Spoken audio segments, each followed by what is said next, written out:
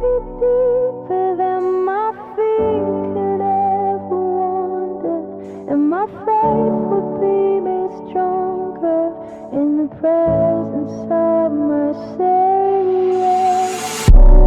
Spirit, lead me where my trust is without border. Let me walk upon the water wherever you would call me. Take me. Mateus capítulo 26, a partir do capítulo de número 25, no finalzinho, nós encerramos a terça-feira.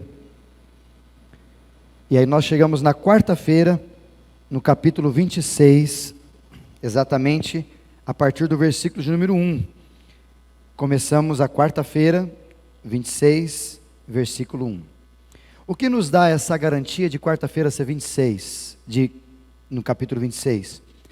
Porque no versículo de número 1, se você acompanhar na Bíblia em Mateus 26, está dizendo assim: então Jesus, acabando todos os seus ensinamentos, disse aos seus discípulos: sabei que daqui a 2 dias celebrar-se-á a Páscoa e o Filho do Homem será entregue para ser crucificado. Ou seja, daqui 2 dias, Jesus foi entregue na sexta, daqui 2 dias, quarta, quinta e sexta, ele seria entregue. Por isso que a partir do capítulo 26, esse momento que Jesus está, inclusive em Betânia, como a gente já falou que Jesus ficou andando para Betânia, para Jerusalém, Betânia e Jerusalém, agora ele volta para Betânia, e estando em Betânia, nos últimos momentos dele, quarta-feira, algumas coisas inusitadas acontecem com ele. Se você acompanhar no capítulo 26 de Mateus ainda, você tem ali o plano para tirar a vida de Jesus. Ou seja, as pessoas já estavam arquitetando muito tempo como que eles iam pegar Jesus. Tentaram de várias formas, mas não conseguiam. E aqui a ideia, se você acompanhar o versículo seguinte, então os principais sacerdotes, estão no versículo 3, e os anciãos do povo, se reuniam no palácio do sumo sacerdote, chamado Caifás, deliberando prender Jesus à traição e matá-lo. Mas eles diziam: não durante a festa, para que não haja tumulto entre o povo. Então já estava um pensamento, uma intenção, um desejo de tirar o plano, de tirar a vida de Jesus, o plano para tirar a vida de Jesus. Em Mateus fala sobre isso, em Marcos capítulo 14 fala sobre isso, e também Lucas capítulo 22 fala sobre isso. O segundo evento que acontece na quarta-feira, dos que nos é narrado, é que em Betânia a mulher, que no caso aqui não tem nome, mas o evangelista João menciona o nome dela, lá no capítulo 12, do versículo 1 até o versículo 8, fala sobre essa mulher. Ela chega perto de Jesus à mesa, e ela pega um perfume, na narrativa do texto aqui, um vaso de alabastro cheio de precioso bálsamo, ou perfume, e que ela pega e derrama sobre a cabeça, estando Jesus ainda à mesa. Estou no versículo ali 8, se você puder acompanhar na sua Bíblia. E essa mulher faz um ato maravilhoso, ela unge Jesus, mas alguns ali não sabiam o que estava acontecendo. Talvez nem aquela mulher sabia o que ela estava fazendo. Segundo a tradição judaica, ela estava produzindo o exercício do Tahara. Tahara é o exercício onde as pessoas que estavam falecidas, ou aqueles que iriam morrer, eles eram passados neles, como se fosse um óleo, um bálsamo, um perfume, para fazer com que o processo seja feito neles e depois eles serem arrumados para depois serem enterrados. Então era um processo natural que eles exigiam, ou o povo judeu fazia isso com naturalidade com as pessoas. E ela não sabia, tanto que Jesus no versículo seguinte, olha só, Jesus sabendo disso, disse-lhes: por que molestais essa mulher? Ela praticou boas ações para comigo, porque os pobres sempre têm convosco, mas a mim nem sempre tereis. Pois, derramando este perfume sobre o meu corpo, olha o que diz o versículo 12, palavras de Jesus, ela fez para o meu sepultamento. Ou seja, a atitude que ela teve foi literalmente para produzir exato processo judaico tradicional, onde Jesus seria sepultado na sexta-feira, 2 dias depois. Não é desse texto que nós vamos conversar, mas o terceiro e último momento que acontece na quarta-feira é o pacto da traição. Esse texto chama a atenção de muita gente, eu creio, e a gente vai conversar sobre ele hoje. Ele está aqui em Mateus 26, versículo 14, 15 e 16. Eu queria que você lesse. Nós vamos ler 3 vezes esse texto em evangelhos diferentes. Então um dos 12, chamado Judas Iscariotes, indo ter com os principais sacerdotes, propôs que me queiras dar, e eu vou-lo entregarei. E então eles pagaram a Judas 30 moedas de prata. E desse momento em diante, buscavam eles uma ocasião para entregar Jesus. Vai um pouquinho para outro livro, Marcos, se você puder. Livro de Marcos, capítulo de número 14. Algumas folhas para frente.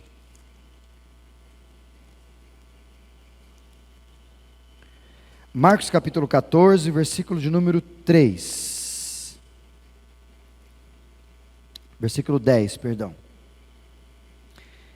E Judas Iscariotes, um dos 12, foi ter com um dos principais sacerdotes para entregar Jesus. Eles, ouvindo, alegraram-se e lhe prometeram dinheiro. E nesse meio tempo, buscava Judas uma boa ocasião para entregar Jesus. E por último, no mesmo texto, só que numa outra narrativa, capítulo número 22 de Lucas. Aqui faz uma menção um pouco diferente sobre todas essas narrativas. Se você observar no capítulo de número, no evangelista Marcos e evangelista Mateus, capítulo 26 e 14, sucessivamente, você percebe que algumas palavras destoam ali. Mateus tem o compromisso de dizer que Judas se encontra com os principais e conversa com eles e dá o valor exato que Jesus teria esse problema, ou que Jesus receberia, 30 moedas, certo? Só ele fala. Marcos, por sua vez, já fala algo um pouco diferente sobre isso. O que Marcos fala? Marcos diz que, olha ali no texto, quero voltar só para você entender, mas fique em Lucas, não precisa abrir a sua Bíblia em Marcos. Fique em Lucas. Olha o que Marcos acrescenta. Ouvindo, alegraram-se e lhe prometeu dinheiro. Parece que Judas, na perspectiva de Marcos, chegou lá e disse para os homens: eu vou aceitar a proposta de vocês e vou entregar Jesus. Na minha leitura, os sacerdotes, os homens daquele tempo, parece que eles olharam para aquela situação e disseram assim: uau, maravilha, já temos alguém que vai nos ajudar no nosso plano. Porque o texto diz que eles se alegraram. Mas o evangelista Lucas, olha comigo aí, capítulo de número 22, perdão. No finalzinho ali, no comecinho, perdão, versículo 3. Todos eles falam o plano de tirar a vida de Jesus. Ora, versículo de número 3. Confere se está na sua Bíblia assim. Ora, entrou Satanás em Judas. Está isso na sua Bíblia? Ou, em outra versão, ora, Satanás entrou em Judas, chamado Iscariotes, que era um dos 12. Então ele faz questão de deixar claro quem era esse camarada que Satanás acabara de entrar. Em Judas Iscariotes, um dos 12 apóstolos de Jesus. Não há dúvida. Este foi entender-se com os principais sacerdotes e os capitães sobre como entregaria Jesus. O fato dele ir entender já tinha uma predisposição, faz sentido, um diálogo antecedente, para falar: e aí, como que vai ser? Como é que nós vamos conversar sobre ele? E aí, Jesus e tal. E aí ele, resolvendo tudo, tomou a decisão, falou: poxa, não, vamos sim, eu vou lá me entender, ou seja, eu vou fechar contrato, eu vou me alinhar, eu vou me consertar contigo. E aí quando ele chega lá, então eles, mais uma vez, se alegraram. Lucas também fala o que Marcos falou, e combinaram então a quantia do dinheiro, segundo Mateus, 30 moedas. Judas então concordou. Numa outra tradução diz que Judas pegou as moedas e buscavam então uma boa ocasião para que Jesus fosse entregue sem tumulto. Você já sabe o que aconteceu no final dessa história, né? Judas, num lugar de oração de Jesus e seus discípulos, foi lá e beijou Jesus. E ao beijar Jesus, entregou Jesus. Eles chegaram, prenderam Jesus. O beijo como se fosse uma denúncia. E eles pegaram Jesus, levaram Jesus.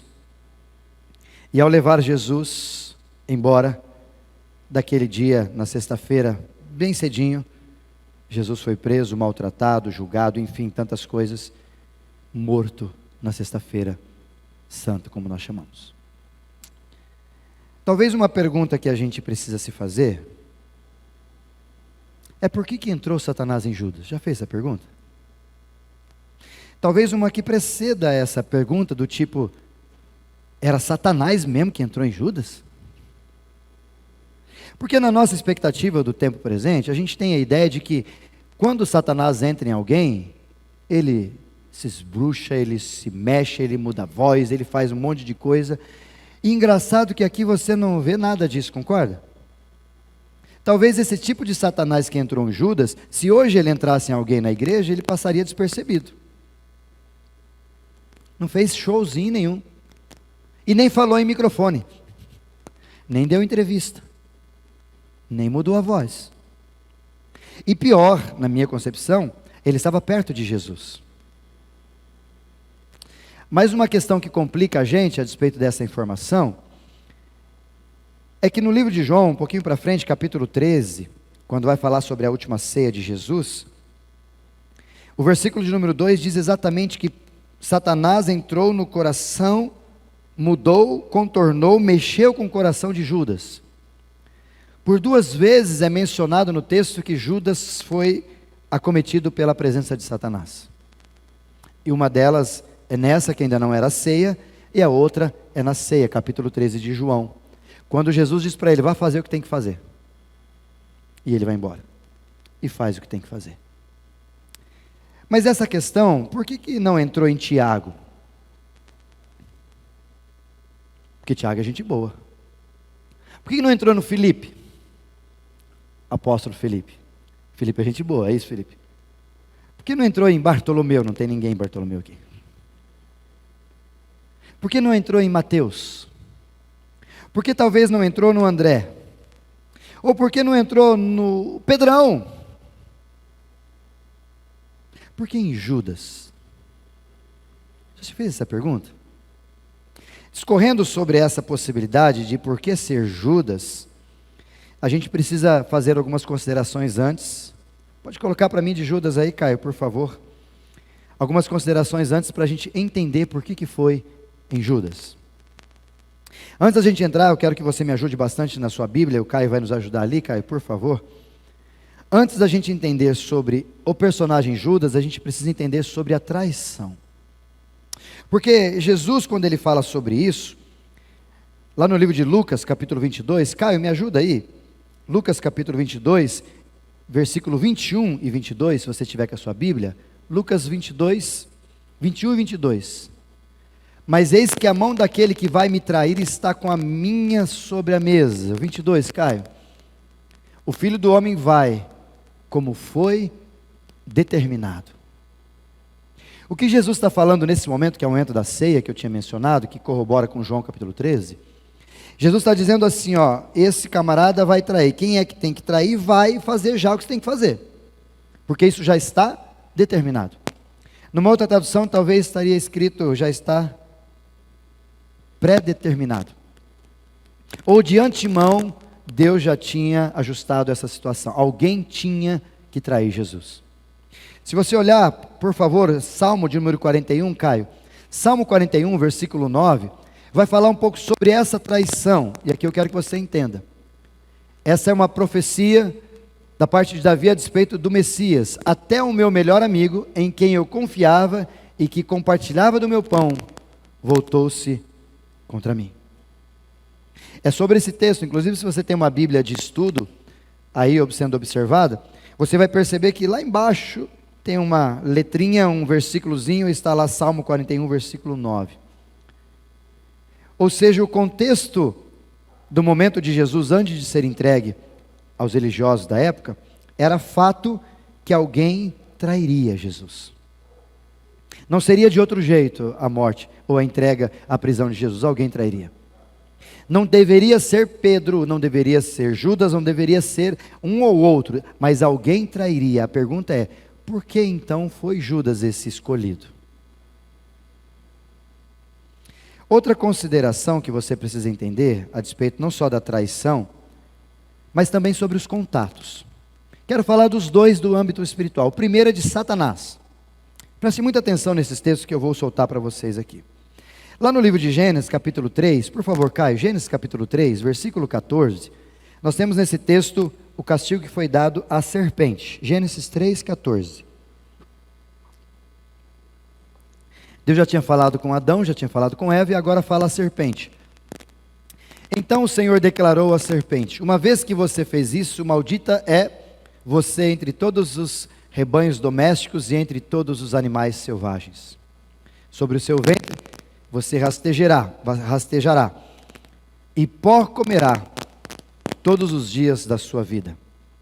Deixa eu arrumar que isso aqui está soltando aqui, irmãos.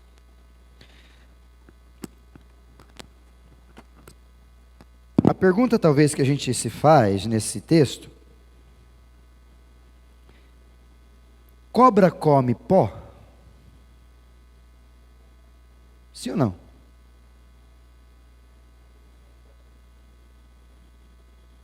A cobra vai ser carnívora ou herbívora, é isso? Nas minhas pesquisas, só isso. Cobra não come pó. Quando a gente olha para esse texto, a gente tem a versão, e eu tenho particularmente, a cobra. Eu não sei, pouquíssimas pessoas gostam de cobra. Mas quando a gente olha para esse texto, Deus não está falando diretamente com a cobra, mas está falando com a serpente chamada Satanás aí. Não tem a ver com o animal, tem a ver com Satanás. Tanto tem a ver com Satanás que o versículo seguinte, Caio, por favor. Porém, inimizade entre você e a mulher, e entre a sua descendência e a descendência dela. Este ferirá a sua cabeça e você lhe ferirá o calcanhar. Isso aqui é profecia a respeito de Jesus e de Satanás. Então não tem a ver com serpente, não tem a ver com cobra, com bicho. Tem a ver com Satanás. Volta ao texto, por favor, Caio. Então, quando a gente olha para o texto, e a Bíblia diz que a serpente ou Satanás come do pó, isso quer dizer que o pó, da qual é deixado no solo, no lugar onde a gente está, ele nada mais é do que uma produção que nós soltamos e deixamos ali. Por exemplo, aqui junta pó porque isso aqui está. Você faz assim e o pó vai para o chão. Quando a gente observa esse texto, dessa postura da cobra ou de Satanás comer o pó, a proposta clara para você entender esse versículo é que Satanás sempre vai assimilar, vai comer ou vai se tratar a despeito daquilo que nós produzimos. Guarde essa expressão, preciso que você fique atento para você entender, para a gente entrar exatamente no versículo. A Bíblia usa essa expressão como brecha. Numa tradução mais fácil para você entender, talvez o texto está dizendo assim: Satanás vai viver a despeito de você, correndo atrás como uma cobra, comendo o pó que você deixa, se alimentando do que você produz. Numa tradução mais para o Novo Testamento, paulina, talvez ele diria: Satanás fica atento junto com você, querendo pegar alguma bobeirinha que você der. E ele vai lá e ele entra. Por exemplo, a Bíblia fala sobre brechas. Olha o que diz Efésios, Caio, por favor, capítulo 6, versículo 1. Olha o que diz, vamos numa sequência de alguns versículos importantes para a gente entender. Efésios 6, 1. Efésios 6, 1 não, Caio, desculpa. 6, 11. Apesar que esse 6, 1 faz sentido para nós. Vistam toda a armadura de Deus para que possam, ou para poderem ficar firmes contra as ciladas do diabo. Paulo está dizendo a Efésios muito claro, ele fala de toda a armadura, capacete, escudo, espada, tudo isso para você se proteger, porque Satanás, o diabo, sempre está montando ciladas para acabar com você. Isso é um fato. Você pode não acreditar em Satanás, não precisa, mas ele acaba com você do mesmo jeito. Olha o outro texto, 1 Pedro capítulo 5. 1 Pedro capítulo 5, versículo 8. Caio, por favor.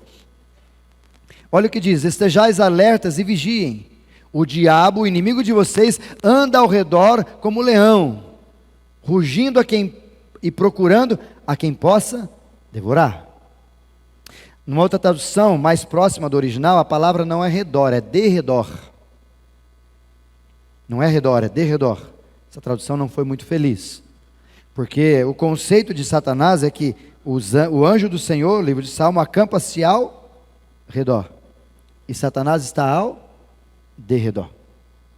Ou seja, aqui de repente está isso aqui me protegendo, e ali está Satanás querendo vir até mim para me pegar. É isso que o texto está dizendo. Por isso, vigiem e fiquem alertas, porque o diabo, Satanás, o inimigo, ele deixa bem claro, de vocês, está precisando, buscando, querendo um momento, uma brechinha só para pegar a gente. Voltando ao texto de Gênesis 3,14, Satanás está aguardando um pó que você solte, algo da tua produção, para ele pegar você e arrebentar você. Vamos continuar. Efésios capítulo 4, por favor, Caio, Efésios 4, versículo 26. Olha o que diz esse texto, Efésios 4, 26. Quando vocês ficarem irados, não pequem. Apaziguem a ira de vocês antes que o sol se ponha. 27. E não deem lugar ao diabo. Numa outra tradução, não dê brecha ao diabo. Na tradução corroborada com Gênesis 3,14, não dê pó para o diabo comer. Deu para entender? Versículo 28, Caio, para a gente fechar esse texto. O que furtava não furta mais. Então você furtava, para de roubar, para você não dar lugar ao diabo. Antes, trabalho, ou seja, parava de fazer, não é só uma questão de não furtar mais, é uma questão de inverter a situação. Eu furtava, já não furto mais e faço mais ainda. Agora eu começo a trabalhar, fazendo algo de útil com as mãos, para que tenha o que repartir com quem estiver com necessidade. Ao contrário disso, você vai dar brecha para Satanás pegar você. Mais um texto, 2 Coríntios, capítulo de número 2, 2 Coríntios 2, versículo 10, Caio.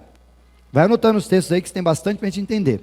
Se vocês perdoam alguém, eu também perdoo vocês.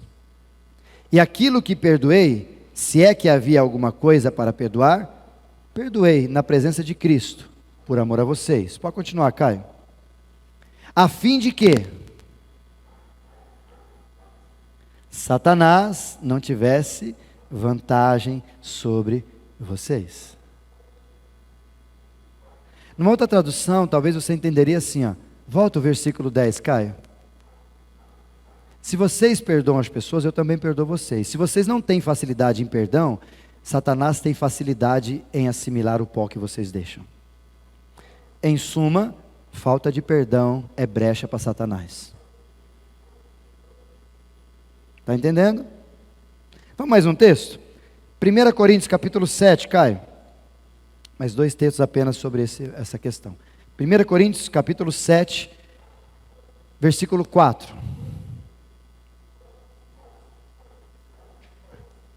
A mulher não tem autoridade sobre o seu próprio corpo, mas sim o marido. Da mesma forma, o marido não tem autoridade sobre o seu próprio corpo, mas sim a mulher. Uma questão de sexualidade, Paulo fala à igreja. Versículo 5, Caio. Não se recusem ao outro, exceto por mútuo consentimento. Não estou falando de sexo mesmo. É sexo que está falando na Bíblia aí. Fazer sexo com a esposa, com seu esposo, com seu marido, com sua mulher. Literalmente. E ele diz, não se recusem um ao outro, exceto por mútuo consentimento, e durante certo tempo. Para quê? Para dedicarem à oração. Depois unam-se de novo. Por quê? Para que Satanás não nos tente por não terem domínio próprio. Se o primeiro, o perdão, faz brecha para Satanás, o segundo é problema da sexualidade do casamento. Satanás chega e arrebenta casamento por causa disso. Está ali, ó. Poucas vezes Paulo menciona que Satanás está ali olhando, e uma das é na área da sexualidade. Já disse isso por causa desse texto, que quando Satanás tem a intencionalidade de agir sobre nós, é muito grande a proposta de destruir a nossa família e a nossa sexualidade. Por quê? Porque Satanás não pode fazer sexo. Ele não é sexuado. E por não poder fazer, a raiz da inveja, como eu já disse para vocês aqui, se eu não posso fazer, ninguém faz. Então, já que eu não posso fazer, você também não vai fazer. Então, eu vou destruir a tua sexualidade. Por isso que ele está ali, ó, a ponto de bala, querendo olhar, enxergar e achar, no relacionamento a dois, uma brecha para arrebentar a gente. E o último texto, Tiago capítulo 1, Caio, por favor, Tiago capítulo 1, versículo 14. Olha o que diz Tiago 1,14. Cada um, porém, é tentado pela sua própria cobiça ou pelo seu próprio mau desejo, sendo por este arrastado e seduzido. Pode passar, Caio. Então, esse desejo, tendo concebido, dá luz ao pecado, e o pecado, após ser consumado, gera a morte. Talvez uma pergunta que você faça sobre tentação é que Satanás tenta a gente. Já ouviu isso? Você acredita nisso? Satanás tenta nós? Sim ou não? Pastor, tenta porque Jesus foi levado ao deserto para ser tentado por Satanás, certo? Mais ou menos. Porque quando você olha para esse texto, o versículo de número 13, Caio, volta no 13 para mim, por favor. Olha ali, Tiago 1,13. Quando alguém for tentado, jamais deverá dizer, estou sendo tentado por Deus, pois Deus não pode ser tentado pelo mal e a ninguém tenta. Então Deus não tenta ninguém, ponto final, correto? Estamos comigo aqui? Se Deus não tenta ninguém, então Satanás tenta a gente, mas não é isso que Tiago diz. O que Tiago está dizendo no versículo 14, é que todos nós somos tentados, cada um porém é tentado, não pelo Satanás, ele diz, por aquilo que está dentro da gente. Ele chama, na tradução mais coloquial, a palavra cobiça. É um desejo desenfreado por alguma coisa que eu não consigo controlar. Por exemplo, você talvez tenha um desejo maravilhoso. Se eu chegar aqui com uma caneca dessa, você tem coleção de caneca. Nossa, pastor, aquela caneca é linda, eu preciso daquela caneca, eu vou comprar aquela caneca, onde que tem aquela caneca? Tem para vender ali, se você quiser. Compra lá, não tem problema não, pode comprar, né? Mas tem gente que fala, caneca bonita, só. Porque dentro de si não há essa vontade, esse desejo. Por exemplo, na Páscoa aqui todo mundo come chocolate, né? Eu e minha esposa, a gente não gasta um tostão com chocolate porque não gosta. Chocolate.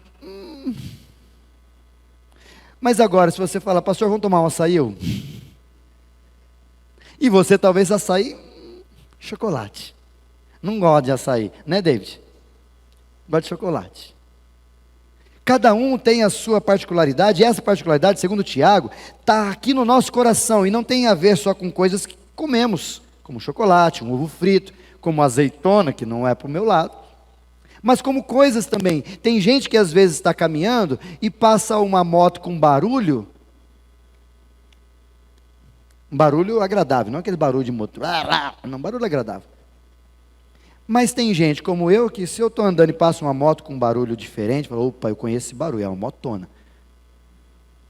Ou eu vou saber na hora, isso é uma Harley. Na hora. Não tem, quem tem ouvido para moto, sabe que o trem que é. É Harley. Ou aquela moto, é uma esportivona, já atrás eu brincando com uma pessoa, passou a moto, falou, aquela lá é uma Harley Dyne 2016. O louco, pastor, pelo ronco o senhor sabe barulho o ano todo. Eu falei, rapaz, você não sabe como é que eu gosto de moto. Tanto que com ele eu estava conversando assim, olhando assim tal, conversando na boa, na rua, aí passou a moto e fez assim, é verdade? É isso que tem no meu coração. Passa a moto, eu estou olhando nos seus olhos, a moto faz assim atrás de você, eu faço assim, ó. Chama atenção.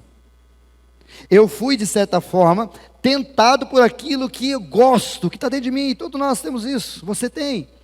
Talvez moto não te faz diferença nenhuma, para mim faz, talvez é carro antigo, carro novo, talvez é carro turbo, talvez é outra coisa, ou talvez é uma roupa, é sapato, como as mulheres gostam de um sapato.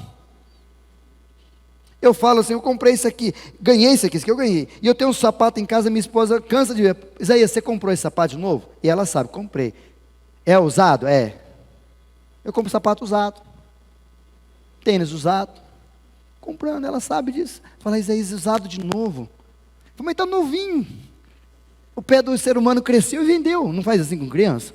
Meu pé é pequeno, então beleza. Mas eu não gosto tanto. Mas tem gente que gosta. E o problema que Tiago está falando para nós ali, é que quando, versículo 15, Caio, por favor, olha ali, cada um é tentado pela sua própria cobiça, e esse desejo, tendo concebido, ou seja, ele nasce, ele começa a mexer, você dá vazão para ele, você vai no encontro de moto, dá vazão, meu, quanta moto, meu Deus, oh Jesus, não me leva hoje, me deixa aqui, deu vazão. A hora que ele é concebido, ele dá a luz ao pecado, porque aí a mulher fala, Isaías, a gente precisa sair, não compra essa moto não. Não, eu preciso comprar, pequei comprando a moto por causa do meu desejo, não por causa da realidade. Concebido, aí dá a luz ao pecado. E o pecado, porque foi consumado, gerou a morte na gente. Ou seja, nesse texto de Tiago, ele está deixando bem claro que a tentação é algo que alguém ou alguma coisa pega de dentro da gente. Então, o nascimento da tentação não tem a ver com o que está por fora, tem a ver com o que você tem para dentro. Por isso, 1 Coríntios, Caio, por favor, o último texto dessa relação, capítulo 10, versículo 13. Se o versículo 13 de Tiago fala que nós não somos tentados por Deus, mas olha lá esse texto, 1 Coríntios 10, 33, 10, 13, perdão. Não sobreveio a vocês tentação que não fosse comum aos homens. Ou numa outra tradução, tentação que não fosse humana. E olha que ele continua, mas Deus é fiel e Ele não permitirá que vocês sejam tentados além do que possa suportar. Esse versículo é duro de aguentar, né? Isso quer dizer que quando você cai na tentação e cede, a culpa é só sua. Nem o capeta é culpado pelo que você faz. Deus é fiel e não permitirá que vocês sejam tentados além do que possa suportar. Então você pode passar por aquilo. Inclusive Deus está junto para ajudar. Não é isso que está dizendo o texto? Eu vou dar força para vocês. Por que nós para então? Por que nós cede? Por que nós cai? Aí Satanás é mais forte. Não é Satanás, é nós. Ah, mas Deus não me ajudou. Não, Deus ajuda, Ele é fiel e fica junto. É nós. Mas olha o que diz o restante. Mas quando forem tentados, Ele mesmo providenciará o escape para que vocês possam suportar. Ou seja, talvez o problema não é que você está conseguindo resistir, não está conseguindo suportar, é que você está querendo sair pelo lugar errado. Você está indo para o lugar onde Jesus não abriu porta, não é escape de Deus, é escape seu. Ele vai dar o escape. Então, Senhor, como é que eu vou me livrar dessa tentação? E esse é um grande problema a respeito de Satanás, depois de tudo isso, para a gente entender que Satanás está sempre desejando de alguma forma pegar a gente. Do pó que alimenta a serpente, é tudo isso que eu produzo. Então, quanto mais desejo desenfreado por coisas eu tenho, mais suscetível às tentações que o Satanás vai criar ao meu redor para me arrebentar, eu vou ficar suscetível a isso.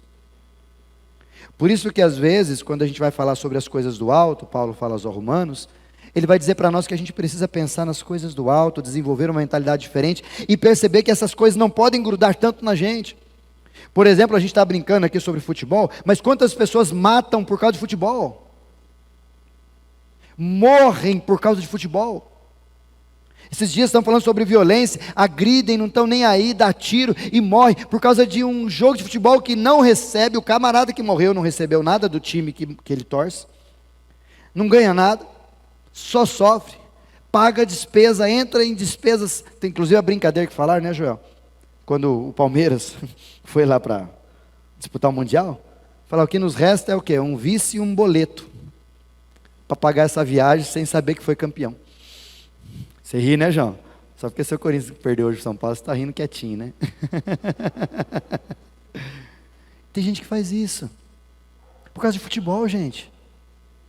E o que Jesus está querendo dizer para nós, nessa perspectiva, é que todos esses desejos exagerados, concupiscência, vai dar abertura para Satanás acabar com a gente. Todos eles. E aí, por outro lado, você também tem Deus entendendo esse contexto. Vamos imaginar, se por um lado tem Satanás buscando contatos em nós, talvez ele olha para nós e fala assim, opa, aquele ali é facinho de eu encontrar, é só eu chegar ali que eu já pego ele.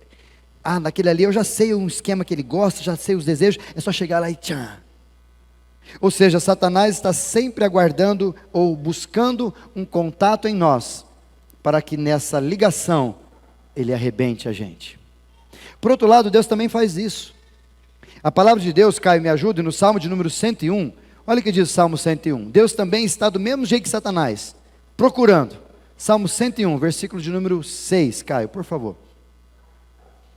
Meus olhos aprovam os fiéis da terra, e eles habitarão comigo. Somente quem tem vida íntegra me servirá. Pode descer. Quem pratica fraude não habitará no meu santuário. O mentiroso não permanecerá na minha presença. E o último versículo 8, Caio. Cada manhã fiz calar todos os ímpios dessa terra, eliminei todos os malfeitores da cidade. Volta no 6, por favor. Numa outra tradução, o 6 está dizendo assim, ó: os meus olhos estão procurando na terra pessoas que habitarão comigo. Ou seja, o próprio Deus está dos céus olhando para nós e querendo de alguma forma entrar em contato com a gente. Mas Ele sabe o tipo de contato que Ele vai encontrar em nós. Por exemplo, 1 Samuel capítulo 13, versículo 14, coloque esse texto na sua Bíblia. 1 Samuel 13, 14, olha o que diz. Mas agora o seu reinado não permanecerá. Deus falando com Saul. O Senhor procurou um homem segundo o seu coração, e designou-o líder do seu povo, pois você não obedeceu o mandamento do Senhor. Deus lá do céu, vendo Saul, a situação toda, e encontrou um homem segundo o seu coração, que era Davi. E ao encontrar-se com Davi, Deus falou, esse é o cara. Tanto que até falou para Samuel, quando ele foi na casa do pai de Davi, Jessé, falou, não olha para as aparências, porque Deus olha o coração. Então para de olhar por cima, Deus olha de outro jeito. E talvez poderia ser Davi, poderia ser os outros filhos de Jessé, mas por que Davi? Porque quando Deus olhou para Davi, Ele encontrou nele um coração desejoso, um homem segundo o próprio coração de Deus. No livro de João, capítulo 4, Caio, por favor, a palavra de Deus vai dizer no versículo 24, João 4, 24, que Deus procura adoradores. Deus é espírito, é necessário que seus adoradores o adorem em espírito e verdade. Versículo 25, Caio. Não está aí, então é o 24 mesmo que está na outra versão, Caio. Tenta achar outra versão para mim, Caio, além da NVI. E ele vai, 23, volta no 23 então, Caio. 23. Mas vem agora e já chegou em que os verdadeiros adoradores adorarão o Pai em espírito e verdade. É isso aí que eu preciso, Caio, obrigado. Porque são esses que o Pai procura. Se por um lado Satanás está procurando gente que ele possa ver brecha e armar ciladas e arrebentar nós, por outro lado Deus também procura gente que ele possa se encontrar, ver que a proposta do coração é como ele quer e se encontrar com a gente.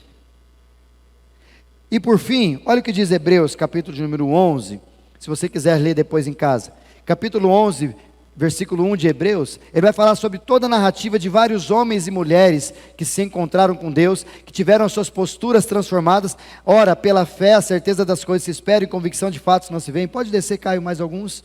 Pois pela fé os antigos obtiveram bom testemunho, pode ir descendo. Pela fé entendemos que o universo foi formado pela palavra de maneira que é visível veio a existir das coisas que não são visíveis, pode passar. Pela fé, aí ele começa a narrativa, Abraão ofereceu a Deus um sacrifício mais excelente do que Caim, pelo qual obteve testemunho de ser justo, tendo a aprovação de Deus quanto às suas ofertas. Por meio da fé, mesmo depois de morto, ainda fala. E aí Abel, perdão. E aí depois ele vai tratando vários nomes, vários personagens, que tem o seu nome nesse capítulo que é chamado de Galeria da Fé, de pessoas que Deus lá do céu, olhando para nós, encontrou em nós alguma forma de linkar. E depois de tudo isso, quero que você entenda uma coisa muito importante. Por exemplo, Davi, o homem segundo o coração de Deus, certo? Deus olhou em Davi, viu que era o homem segundo o coração de Deus, o aprovou, conectou-se com ele. Mas o mesmo Davi, Satanás teve uma visão diferente. Satanás olhou para Davi, viu em Davi o desejo, a concupiscência pela mulher do outro, Betseba, mexeu, Davi foi lá e se perdeu com a mulher. Isso prova para nós que em meio ao quem eu sou, o que eu produzo, hoje eu posso produzir coisas boas, mas também posso amanhã produzir coisas ruins. Paulo fala isso em Gálatas capítulo 5. Os frutos do Espírito, ou o fruto do Espírito, e as obras da carne. dizendo para a gente, de forma muito tranquila, que a gente precisa não só entender, mas o que acontece com a nossa estrutura de vida, é que todo dia eu estou produzindo alguma coisa, e quem está atrás ou em cima, vamos pensar assim, está se assimilando, ou está pegando, ou está se alimentando daquilo que eu estou produzindo. Por exemplo, se você faz algo terrível e coloca isso, inclusive nas redes sociais, elas mostram essas produções, porque ali a gente mostra fotos, a gente mostra uma série de coisas, a gente mostra isso, a gente mostra aquilo, e a gente mostra claramente que de manhã eu produzo coisas espirituais, e à tarde eu produzo coisas carnais. De manhã eu produzo coisas carnais, e à tarde eu produzo coisas espirituais. A gente fica nessa gangorra. E aqui então que entra, eu quero deixar alguns desafios para a gente entender. Me deixa claro, quando eu olho para Judas, no capítulo 22 de Lucas, que Judas não foi o escolhido. Judas apenas tornou-se o camarada que trairia Jesus, porque algumas coisas ele tinha que Pedro não tinha. Alguns pontos de contato Judas tinha que João não tinha. Alguns pontos de contato, ou uma expressão de um querido amigo pastor Neil, que ele diz, alguns cardápios, alguma estrutura do cardápio que Judas tinha, que era o que Satanás gostava de se alimentar. E ao perceber isso, Satanás se apossou de Judas, como também às vezes pode se apossar de mim e de você. Pastor, mas a palavra de Deus diz que Satanás não pode se apossar da gente, não pode entrar na gente, não pode... Concordo com você, nós vamos entrar nisso na questão teológica profunda aqui nesse sentido. Numa quinta-feira a gente já entrou sobre isso, venha numa quinta que a gente estuda bastante a Bíblia.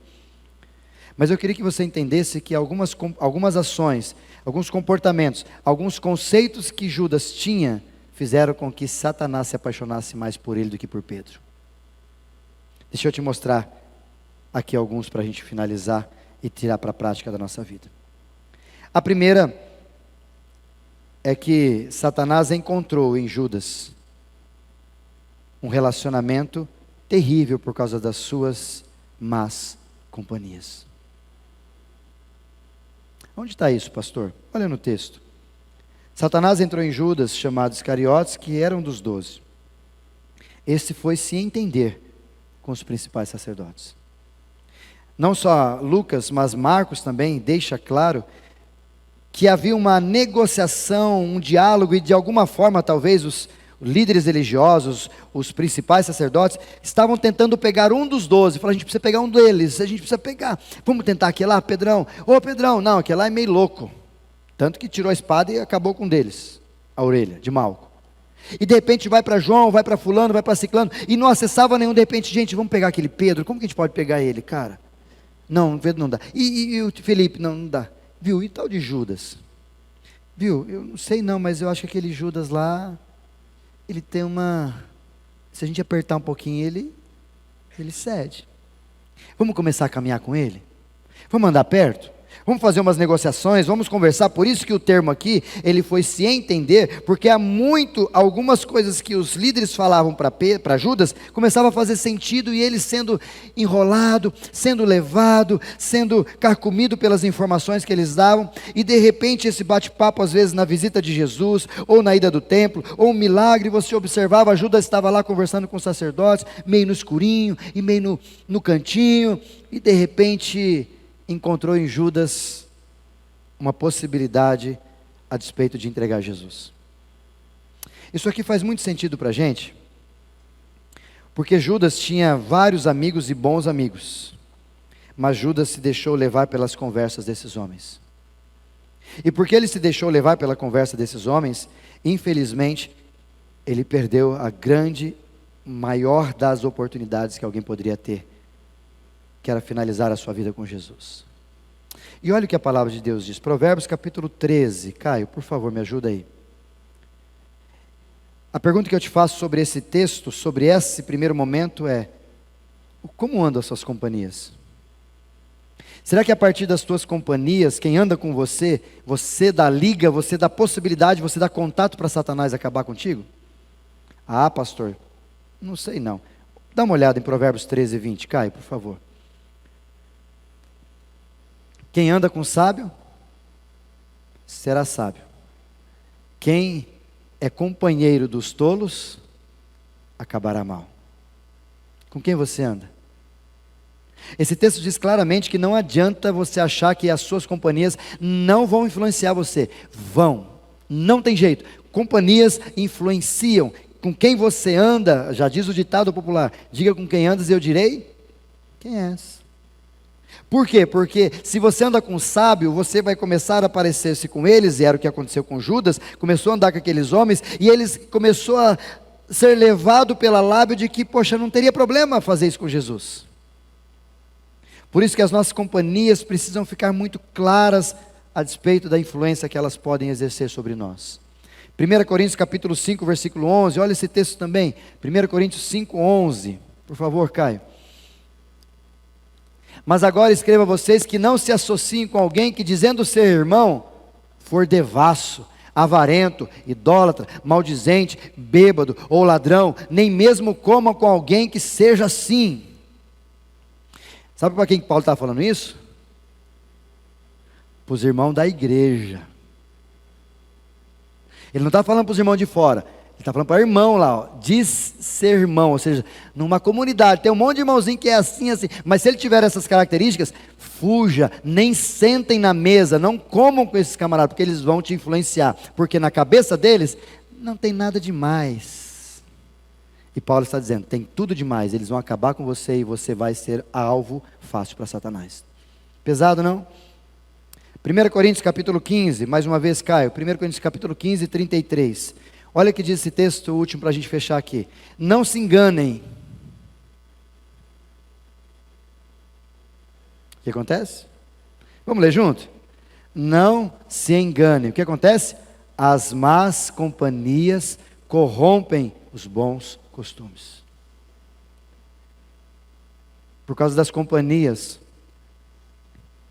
Judas foi alvo fácil para Satanás. Não precisou fazer muito, não. É só colocar gente chata, gente xarope, gente do mal perto dele. E fizeram o que fizeram. Pergunto para você, como é que anda as suas influências no lugar que você vive? Você influencia ou é influenciado? Mas uma pergunta para você pensar. Os seus amigos, suas companhias, elas te levam para perto de Deus ou te levam para longe de Deus? Você precisa pensar as pessoas que estão perto de você. Porque pode ser tarde ou talvez você não perceba. Mas talvez Satanás já está mexendo com você e você vai trair Jesus logo, logo. O segundo que eu vejo no texto, rapidamente aqui, é que quando ele apareceu para conversar com os principais sacerdotes, estou no versículo de número 4, os capitães ali falaram para ele, conversaram sobre como ele entregaria Jesus, e então, por causa do diálogo, da conversa, ofereceram 30 moedas de prata para Pedro, para Judas. Pedro sempre querendo entrar na história. E eu não sei se você sabe, mas em Êxodo, capítulo 21, versículo 32, não precisa colocar, Caio, vai dizer para nós que, não coloca, Caio, por favor, pode colocar, Êxodo 21, 32, olha o que diz. Se o boi chifrar um escravo ou uma escrava, o senhor deles receberá um pagamento de 360 gramas de prata, e o boi será apedrejado. Traduzindo, coloca uma outra tradução aí, Caio, por favor, nesses 360 gramas, tem alguma outra tradução? Aí, se o boi chifrar o escravo ou a escrava, o dono do boi pagará com quantas? 30 moedas de prata. Sabe qual que é o preço que Jesus estava valendo? O preço de um escravo. Vender Jesus por preço de um escravo. Foi isso que ele fez. E isso dá ideia para nós, e é o segundo momento que eu quero que você guarde, imagine e pense, que não tem a ver somente com quem era ou algo assim, mas tem a ver com dinheiro. Isso chama-nos a atenção a despeito da ganância que Judas tinha. Por isso, se há também uma fonte de contato que nos leva para perto de Satanás e nos distancia de Cristo, é o jeito ganancioso nosso de viver. Conhece gente gananciosa? Segundo alguns textos, a palavra de Deus vai dizer para nós, em João capítulo 12, versículo 4, No momento, uma outra narrativa sobre esse momento que Jesus, a mulher aparece e faz isso com Judas, com o cabelo, com o corpo, ele coloca perfume sobre Jesus. O evangelista Lucas diz que os discípulos ficaram embasbacados e falaram: para que gastar dinheiro com isso? Mas o evangelista João diz que Judas falou. Olha o que diz, João capítulo 12, versículo 4, Caio.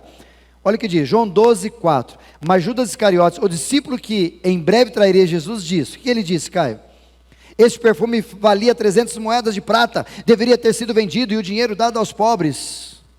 Ele não se preocupa com aquilo que está acontecendo, ele se preocupa com dinheiro, ganância, proposta colocada no coração dele a partir de Satanás, que a própria palavra de Deus em 1 Timóteo vai dizer isso, que o amor ao dinheiro é a raiz de qual mal?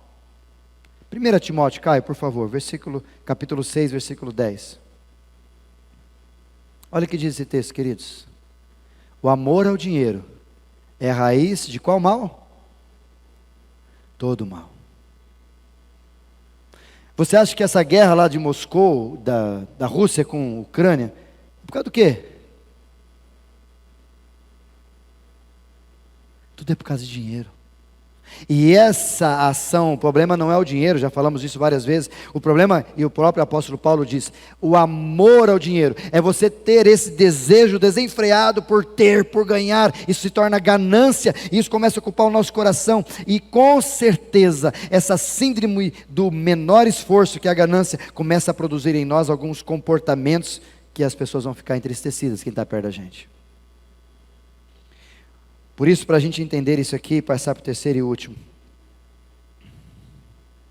Esses dias uma matéria, e algumas pessoas me falaram isso: pastor, eu queria ser igual a Jade. Jade Picon, é isso o nome dela? Uma adolescente milionária. Ah, minha filha não vai ser assim. Toma cuidado com as suas redes sociais para você ver se não é assim. Tem milionários, tem bilionários jovens. Galera que está fazendo o menor esforço, não estou dizendo que está errado, mas é menor esforço, e Paulo vai dizer isso para nós. Aquele que não trabalha também não come. Parece que Paulo diz que menor esforço não é das melhores. Por isso, pastor, eu posso jogar na cena? Pode. Se você ganhar, você dá 90% para as ofertas, para um monte de gente, joga para todo mundo. Acaba com 90% do dinheiro que você ganhar. 1 milhão, dá 90%. E os outros 10 ficam para você? Não, aí você dá de dízimo na sua igreja. E eu, que eu fico? Com a bênção de ter sido instrumento de Deus. Aí não vale, então não joga, miserável. Porque você está, mas é um dinheiro, eu vou ganhar. Isso é síndrome do menor esforço. Isso é ganância, se você querer coisas sem passar para processo. E isso vai te trazer problemas lá na frente terríveis, e o que está acontecendo com a gente. Por isso, cuidado, ganância faz a gente queimar etapas que a gente deveria. Ganância faz a gente depreciar pessoas que não têm o mesmo interesse que a gente tem.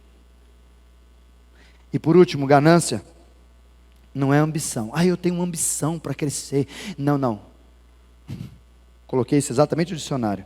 Ganância é um exagero que a todo custo você quer. Ambição é uma consciência de alcançar objetivos claros. Então não seja ganancioso, seja ambicioso, mas não ganancioso. E aqui Judas foi ganancioso, e por ser ganancioso, apesar de ser só 30 moedas, que dá uma média ali de mais ou menos $3.000 no tempo presente, segundo os estudos, vendeu Jesus, perdeu a eternidade por causa de 30 moedas. Satanás encontraria em você ganância para acabar com você? Por último, não menos importante, então eles se alegraram e combinaram de dar o dinheiro a Judas. Estou no versículo de número 6. E Judas concordou e buscava uma boa ocasião para entregar Jesus sem tumulto. Eu não sei se você percebeu aqui, mas eles estavam prestes a comemorar a festa da Páscoa, dos pães asmos e da Páscoa. A festa mais importante para o povo judeu. Porque tem a ver, segundo o livro de Êxodo, capítulo 12, versículo 14, fazer isso em memória sempre, porque Êxodo é o livramento, quando eles foram livres de ser escravos do Egito e foram para a terra prometida. Então Páscoa, antes de Jesus tinha Páscoa, depois de Jesus tem Páscoa, o povo judeu até hoje celebra a Páscoa, ou seja, o momento espiritual que Jerusalém e todo o povo judeu estava vivendo, era da Páscoa. Mas Judas, toda Jerusalém sensível, todo ser humano sensível, todo judeu parava para viver aquele momento de Páscoa. É como a gente vive às vezes nesse tempo de quaresma. A gente está nesse intervalo, quaresma, termo bíblico. E algumas pessoas falam, vivem o carnaval, aquela loucura, faz o que puder até o final. Falar, mas amanhã é quarta-feira de cinza, então amanhã eu posso acalmar. Mas até amanhã eu não posso pecar. Até na quarta-feira eu posso fazer o que eu quiser, arrebentar, peca o máximo que você puder. Mas na quarta-feira eu não posso mais nem pecar, nem comer algumas coisas eu posso, por causa do pecado. Então são períodos que determinam. E aqui você percebe que Judas perdeu toda a sensibilidade da espiritualidade. E a gente chama esse terceiro momento como desinteresse com a espiritualidade, é ponto de contato para Satanás. E aqui eu quero deixar você entendido claramente aqui, para você ter uma ideia. Por exemplo, está acontecendo nas mídias sociais o desinteresse e o desrespeito com as espiritualidades. Alguns carnavais atrás, algumas pessoas de grupos de carnaval fizeram o que com Jesus? Você lembra disso? Isso não é nem só desinteresse, isso é falta de respeito. Até a gente brinca, por que não pega um Alá e coloca lá, ou um Maomé e bota lá? Eles fazem isso? Mas Jesus pode, porque nós é amor. Desrespeito. E a gente olha para aquilo ali e acha normal. Acha natural, fala, não pode ser, não tem problema, não tem nada demais. E a espiritualidade vai se tornando algo tão fútil, ou tão desnecessário, tão desinteressante. A gente vê perfis das pessoas nas redes sociais, do Instagram, ou Facebook, que de manhã é versículo bíblico, à noite é dancinha de TikTok, fazendo aquelas músicas que senta e senta e senta. É irmão da igreja. Você está vendo?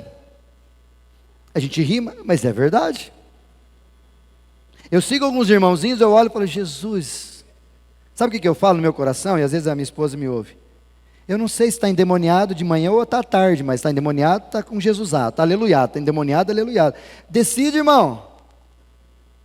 Isso é o quê? Desinteresse por espiritualidade. Você coloca alguma coisa lá maravilhosa, linda, um versículo, uma frase, ai, hashtag gratidão a Jesus.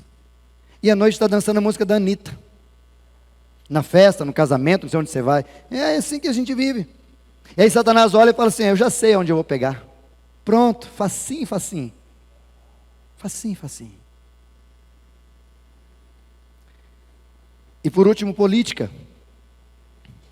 A última denúncia aí, não aprovada, mas a última denúncia de que um companheiro meu, pastor, estava oferecendo dinheiro, e igrejas pedindo dinheiro para liberar atividades naturais do MEC. Olha que palhaçada. E a gente fica olhando isso, a gente não sabe se é pastor, o que é, se é crente, se não é, se é de igreja, se não é, está todo mundo perdido. Por quê? Porque está um desinteresse sobre espiritualidade. Espiritualidade a gente se vive na igreja, fora daqui não precisa. Judas foi assim. E na área pessoal, e aqui para a gente partir para os finais. Sabe qual que é o problema, queridos? Nós não estamos interessados sobre a nossa espiritualidade. Deixa eu te fazer algumas perguntas. Você faz culto doméstico com seus filhos? Você ora com seus filhos? Vem cá, filhão, vamos orar. Papai vai orar para você, mamãe vai orar aqui. Vamos conversar pela palavra aqui. Você faz isso? É a instrução da Bíblia. Ensina a criança no caminho. Todo dia, ao levantar, ao deitar, ao caminhar, qualquer horário. Ensina. A gente faz? Não faz. Aí depois o filho fica revoltado, é rebelde, não sei o quê. Fala, ai pastor, é só uma fase. É uma fase que você não prestou atenção quando você deveria. Na questão não só do culto doméstico, a questão do relacionamento com Deus. E eu chamo o relacionamento com Deus no seu dia a dia. Quantos de nós tem um momento de oração? Tem na sua agenda, coloca no celular e para orar, ou para ler a Bíblia, para ter o comprometimento ali, falar, eu preciso me alimentar de Deus, porque o mundo já me produz alimentos da carne. Como você faz isso? A gente não faz. Ou talvez poucos de nós fazem isso. Ou talvez por último, até a questão da igreja, a gente está junto aqui na casa. Esses dias eu perguntei a pessoa, mandei, querido, você não apareceu, está bem? Ah, pastor, eu estou sem tempo. Talvez você também está sem tempo de congregar com a gente. Não tem problema não. A igreja vai funcionar com você e sem você. O problema é que você não vai conseguir funcionar sem relacionamento com Deus. E Satanás vê isso assim. E às vezes essa nossa displicência a respeito da espiritualidade coletiva, o Satanás está olhando e fala, rapaz, facinho de arrebentar aquela família ali. Aquele irmãozinho lá, aí eu pego facinho, não precisa fazer nem força. Aquele outro lá tem uns contatos, nossa, e aquele lá, Aí talvez cheguem alguns de nós e aquele lá, rapaz, aquele lá está difícil, hein? Não estou conseguindo achar. Mas eu não vou parar, eu vou achar um lugar que eu vou arrebentar aquele cara. Mas está difícil, mas eu vou achar. Por exemplo, para a gente finalizar. O que acontece quando você vai embora daqui? O que acontece quando a gente vai do culto para casa? Infelizmente, dias desses, um pastor me conversando comigo, falou, foi pego um dos seus jovens lá da igreja, do Ministério de Louvor. Acaba de cantar e vai para o motel. Daqui de cima. Ou talvez nem vai para o motel, mas acaba de tocar ou cantar, isso aqui não é nada, é só técnica, é só tocar, mas depois vai fazer o que quiser fazer e pega todas as menininhas, ou os menininhos, ou qualquer coisa assim, e aí? Sabe o que é isso? Desinteresse pela espiritualidade. Sabe o que é isso? É brecha daquela gigante para Satanás arrebentar a nossa vida. Por isso que o que você faz depois de um culto como esse, deveria produzir na sua vida no mínimo constrangimento de quem a gente é. E aí depois, alegria para a gente perceber, Jesus me ama tanto que Ele me deu uma palavra para eu mudar, e eu preciso mudar para eu voltar a uma realidade com Jesus, como os apóstolos tinham. E para fechar, e aqui a gente, ao nosso ouvir, refletir e agir. Ontem uma pessoa brincando comigo, o seminarista Vitor pegou ontem, ele falou, pastor, eu não ouvi o ouvir, refletir e agir dele. Eu falei, não, isso é um costume nosso aqui, não é todos os pastores que fazem isso, mas a gente faz. Ouvir, refletir e agir. O que você tem produzido mais na sua vida? Frutos da carne ou frutos do Espírito?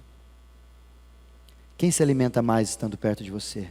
Satanás ou o próprio Deus? Segunda pergunta que eu te faço. Suas companhias lhe levam mais para perto de Deus ou mais longe de Deus? Você precisava reavaliar isso. Porque a conta vai chegar. Terceira pergunta. Você tem sido ganancioso ou ambicioso? A todo custo? Abrindo mão de família? Abrindo mão de pessoas? Abrindo mão da saúde? Para ganhar o que você precisa ganhar? Como uma frase que me mandaram semana retrasada, eu ali hoje para lembrar aqui. Trabalhei que nem maluco, tantos anos para ganhar dinheiro. Agora tenho dinheiro, mas não tenho saúde para usá-lo. Valeu a pena? E por último, como é que está a sua espiritualidade? Como é que você lida com Deus a despeito da sua espiritualidade? Você leva a sério ou é um passatempo para a gente ficar junto aqui? Lembrando que qualquer que seja a sua postura, você pode estar dando possibilidades para Satanás acabar com a sua vida. Pastor, mas Satanás está acabando comigo, é brecha. Pastor, mas o que eu faço?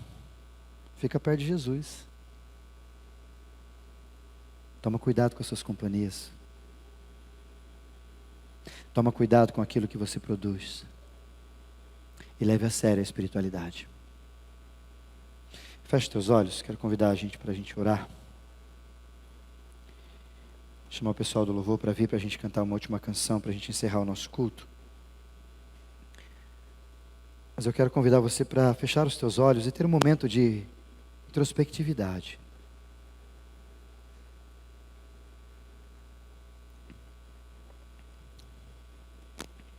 E uma experiência que fizeram esses dias com alguns amigos, e eu queria colocar essa mesma pergunta que fizeram para você. Se Jesus observasse as suas redes sociais, ele veria alimento para ele ou alimento para Satanás? Se Jesus caminhasse com você nos seus relacionamentos, no seu namoro, ele perceberia que você está produzindo mais para Jesus ou para Satanás? Se Jesus andasse com você nas suas amizades à noite, onde você vai, jogando bola, brincando, qualquer lugar que você anda com seus amigos, que é bom, a tua produção ali é mais para Jesus ou é mais para Satanás? Quem está gostando mais, quem está se alimentando mais? E a despeito da sua espiritualidade, quem é você? Como que você leva isso para frente? Você leva isso a sério? Ou a gente está brincando de conversar com Jesus? Jesus não brincou. Jesus não titubeou em morrer na cruz por mim e por você. Mas Ele fez isso para que nós tivéssemos vida. Take me deeper than my feet could ever wander, and my faith will